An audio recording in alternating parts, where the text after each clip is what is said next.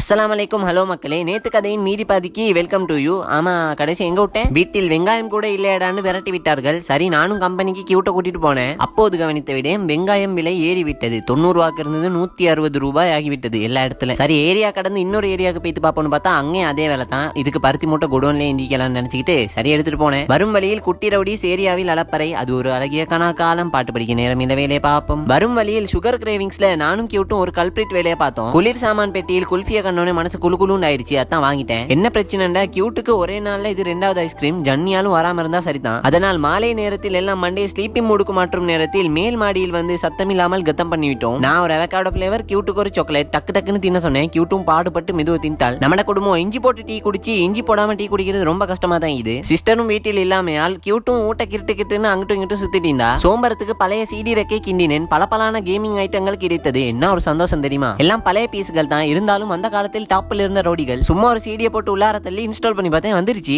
மறக்குமா நெஞ்சம்? நினைவுகள் தான் நம்மளை தூக்கி வச்சு கொஞ்சம் அப்படின்னு ஒரு சின்னவர் சொல்லிட்டு போனாரு ஒன்ஸ் அப்பான் டைம். அது வேற யாரும் இல்ல, நான் தான். இந்த கேமை பத்தி நான் ஸ்பெஷலா ஒன்னும் சொல்ல தேவையில்ல, உங்களுக்கே தெரியும். இருந்தாலும் வருஷமா வார பிரச்சனை தான். இதுல சவுண்ட் இல்ல. அந்த காலத்துல இருந்து இந்த காலம் வரைக்கும் இன்ஸ்டால் பண்ணி டவுன்லோட் பண்ணி விளையாடினேன். அப்பயும் சத்தம் இல்ல தான். நம்மளுக்கு மட்டும் தான் எப்படி ஆகுதுன்னு தெரியல. அத்துடன் கியூட்டுக்கு இரவு வேலை மம்மம் கொடுக்கணும். மம்மம் கொடுத்துட்டு கியூட்டை கண்காணிக்கணும். இல்லாட்டி அவ எலும்பி ஓடிடுவா. கியூட்டை பார்ப்பதும் தொலைவில் உட்கார்ந்து தொலைக்காட்சி பார்ப்பதுமாக சில நேரம் கழித்து விட்டு அத்துடன் சிஸ்டரிடம் இருந்து அழைப்பு கண்டியை நோக்கி வருவதாக பேருந்தில். சிஸ்டரை ஷைமாம் பிக்கப் பண்றதுக்கு கண்டி நகரத்தை நோக்கி நானும் பயணம் பண்ணணும். மிச்ச நாளைக்கு பிறகு ஆஃப்டர் 11 PM கண்டிக்கு வண்டி ஓட்டி செல்கிறேன். குஜாலாக இருந்தது.